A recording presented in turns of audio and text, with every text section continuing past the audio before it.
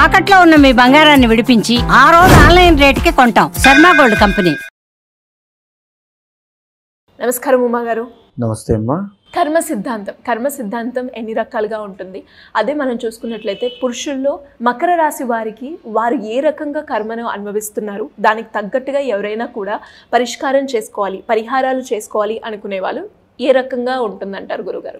ఏదైతే మన కర్మ సిద్ధాంతంలో ముఖ్యంగా చెప్పబడినటువంటి 3 కర్మలు సంచిత, ప్రారబ్ధ, ఆగామి కర్మలు. ముందుగా సంచిత కర్మ అని అంటే మనం ఏదైతే ఈ జీవాత్మ ప్రారంభమైందో అంటే కొన్ని వందల జన్మలు అవ్వచ్చు, కొన్ని కోటి జన్మలు అవ్వచ్చు, అప్పటి నుంచి మనం మూట కట్టుకున్నటువంటి పాపమైన పుణ్యమైన కర్మ కింద వస్తుంది. దాంట్లోంచి భాగంగా మనం ఇప్పుడు అనుభవించేటువంటి కర్మ అంటే ఈ బాధలు ఎంతో కొంత దాని నుంచి అనుభవిస్తూ ఉంటాం, అది సంచిత కర్మ.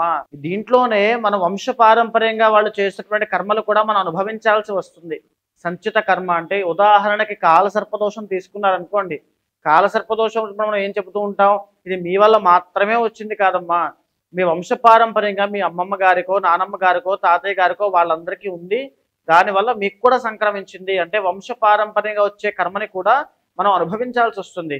అది కర్మ, అది దాన్ని సంచిత కర్మ అని అంటారు. ఇక దీంట్లో రెండవది ప్రారబ్ధ కర్మ. ప్రారబ్ధ కర్మ అని అంటే ఏదైతే ఇప్పుడు మనం ఈ దేహము ఈ జీవాత్మ ఎత్తిన తర్వాత ఏదైతే పనులు చేస్తూ ఉంటామో వాటిని ప్రారబ్ధ కర్మ అంటారు. ఉదాహరణకి మనం చేత్తో ఏదైనా దానం చేసాం అనుకోండి, ఒక సహాయం చేసాం అనుకోండి, తిరిగి సహాయం పొందుతాం. లేదు ఎవరైనా కొట్టాం అనుకోండి, తిరిగి మనం ఆ దెబ్బ తింటాం. లేక ఒక నిప్పును ముట్టుకున్నాం అనుకోండి, అది మనకి కాలుతుంది. అది ప్రారబ్ధ కర్మ. ఆ ప్రారబ్ధ కర్మ మన బుద్ధిని అనుసరించి ఉంటుంది. మన బుద్ధి భగవద్ ఆరాధన మీద ఆధారపడి ఉంటుంది, మన ఆచార వ్యవహారాల మీద ఆధారపడి ఉంటుంది. మనం యాస్ట్రాలజీ చెప్పినప్పుడు ఈ జాగ్రత్త తీసుకోండి, ఈ యొక్క వాహన ప్రమాదాల విషయంలో జాగ్రత్త, ఈ ఆరోగ్య సమస్యల విషయంలో జాగ్రత్త అని ఎందుకు చెప్తామంటే మన చేతులారా మనం కొన్ని జాగ్రత్తల ద్వారా కొన్ని కర్మల నుంచి తప్పించుకోవచ్చు. అదే ప్రారబ్ధ కర్మ. ఇక మూడవది ఆగామి కర్మ. అంటే ఇప్పుడు మనం ఏదైతే పుణ్యము కానీ పాపము కానీ చేస్తామో దీనికి ప్రతిఫలంగా, దీనికి రిఫ్లెక్షన్గా రాబోయేటువంటి రోజుల్లో కానీ రాబోయేటువంటి సంవత్సరాల్లో కానీ రాబోయే జన్మలో కానీ పుణ్యాన్ని పాపాన్ని మనం అనుభవించాల్సి వస్తుంది. దాన్నే ఆగామి కర్మ అంటారు, అంటే ఇన్ ఫ్యూచర్ అని అర్థం. కాబట్టి ఇప్పుడు మనం చేసే కర్మ రాబోయే మన జీవితాన్ని డిసైడ్ చేస్తుంది. కాబట్టి ఆగామి కర్మ కూడా కర్మ సిద్ధాంతంలో చెప్పబడింది. ఈ యొక్క కర్మలు అనేటువంటిది మనకి మాత్రమే కాదు, మానవులకి మాత్రమే కాదు, యక్ష కిన్నర కింపురుష దానవ మానవులందరికీ, పక్షులకి మృగాలకి అందరికీ వర్తిస్తుంది. ప్రతి జీవరాశి 84 లక్షల జీవరాశులు ఈ కర్మ సిద్ధాంతంలో ఉంటారు. ఈ రోజు నేను ఈ జన్మ ఎత్తచ్చు, ఇంత సౌకర్యవంతమైన జీవితాన్ని, ఇంత సౌకర్యవంతమైన కుర్చీలో ఇంత బట్టలు ఉన్నాయి, నాకు పెట్టుకోవడానికి ఒక వాచి ఉంది, చూడడానికి కళ్ళు బాగానే పనిచేస్తున్నాయి, వినబడుతున్నాయి, మాట్లాడగలుగుతున్నాను, ఇవంతా ఉంది అంటే ఎంతో కొంత పుణ్యకర్మ ఉంది. కాబట్టి ఇవేమీ లేని నాడు, ఇవంతా పోయిన నాడు నాకేమీ లేకపోవచ్చు. ఇదే కర్మ సిద్ధాంతము. దీనివల్ల ఇదే ఆస్ట్రాలజీకి మెయిన్ అండి, ఈ మూలమైనటువంటిది ఆస్ట్రాలజీకి కర్మ సిద్ధాంతము. ఆ కర్మను బట్టి మన రాశులు బట్టి వాళ్ళకి ఏ కర్మలు ఎలా ఎఫెక్ట్ అవుతాయి, ఎలాంటి విషయాల్లో జాగ్రత్తగా ఉండాలో చెప్పచ్చు. మీరు చెప్పిన ఈ 3 కర్మల్లో వాళ్ళు ఏ కర్మను అనుభవిస్తున్నారు అని ఏ రకంగా తెలుసుకోవచ్చు అంటారు గురుగారు? మరీ ముఖ్యంగా మనం ఇప్పుడు ఏ కర్మని అనుభవిస్తున్నప్పటికీ కూడా అది సంచిత కర్మ వల్ల వచ్చినటువంటిదే అవుతుంది శ్రీగారు. ఎందుకనంటే సంచిత కర్మ అంటే ఇప్పుడు నేను చెప్పినటువంటి జన్మలుగా వచ్చేటువంటి పాపము యొక్క అది సమ్మేళనం కలగలిసినటువంటిది. అయితే శని కర్మకారకుడు. మీరు బాగా గమనించండి, మకర రాశి వాళ్ళు జరిగినటువంటి 7 సంవత్సరాలుగా, నాట్ 1 or 2 అండి, 7 సంవత్సరాలుగా అనేక ఇబ్బందులతో సతమతం అగుతున్నారు. ఒకటి నెంబర్ 1 ఏంటంటే డబ్బులు నిలబడక ఎంత కష్టపడుతున్నారో అంత డబ్బులు అలా వెళ్ళిపోతున్నాయి, వేరే వాళ్ళకి వెళ్ళిపోతాయి, హాస్పిటల్స్కి వెళ్ళిపోతాయి, ఏదో వివాదాలకు వెళ్ళిపోతాయి, అనవసరంగా ఖర్చులు అయిపోతాయి. ఒకటి. రెండవది కుటుంబపరమైన ఒత్తిడి చిక్కులతో ఎన్నో రకాల ఇబ్బందులు. మూడవది అనుమానాలు అవమానాలు. ఆడవాళ్ళకి మ్యారీడ్ లైఫ్లో అనుమానాలు, మగవాళ్ళకి బయట అవమానాలు వీటి విషయంలో. తర్వాత 4వది విపరీతమైనటువంటి ఆరోగ్య సమస్యలు. జరిగినటువంటి 5 సంవత్సరాల క్రితం వీళ్ళకి తల దగ్గర నుంచి వచ్చేటువంటి ఊపిరితిత్తుల దాకా వచ్చేటువంటి ఆరోగ్య సమస్యలు. ఆ తర్వాత నుంచి గత 3 సంవత్సరాలుగా వీళ్ళకి ఈ యొక్క ఊపిరితిత్తుల దగ్గర నుంచి మోకాళ్ళ దాకా వచ్చే ఆరోగ్య సమస్యలు, వాహన ప్రమాదాలు, ఇబ్బందులు, ఆస్తి అమ్మేయడం లాంటివి, లేకపోతే వివాదాలని పెద్ద మనుషుల దాకా పెట్టుకోవడం, న్యాయపరమైన చిక్కులు, ఇలా 1 కాదు 2 కాదు, ఆర్థికపరమైన ఇబ్బందులు, రుణ బాధలు. వీళ్ళు ఎవరికో డబ్బులు ఇస్తారు, వాళ్ళు మోసం చేస్తారు, వీళ్ళు వేరే వాళ్ళని అడగలేరు, వాళ్ళు డబ్బులు ఇవ్వరు, వీళ్ళకి అవసరం ఉంటుంది. ఇలా ఎన్నో రకాల ఇబ్బందులతో వీళ్ళు ఇప్పటిదాకా ఇబ్బంది పడ్డారు బికాస్ ఆఫ్ కర్మ. ఎందుకంటే శని, ఏలినాటి శని అనేటువంటిది నడుస్తుంది. ఏలినాటి శనే కదా అనుకోవచ్చు మనము. అదంతా ఎందుకు అనుభవించాలి? ఏలినాటి శనిలో అంటే కర్మ ఉంది కాబట్టి అనుభవించాలి. ఆ కర్మ అనేది లేకపోతే ఏ గ్రహాలు మనల్ని ఏమీ చేయవు. మగవాళ్ళకి మరీ ముఖ్యంగా ఈ రాబోయేటువంటి మార్చి 30వ తర్వాత మీకు ఏలినాటి శని వెళ్ళిపోబోతోంది.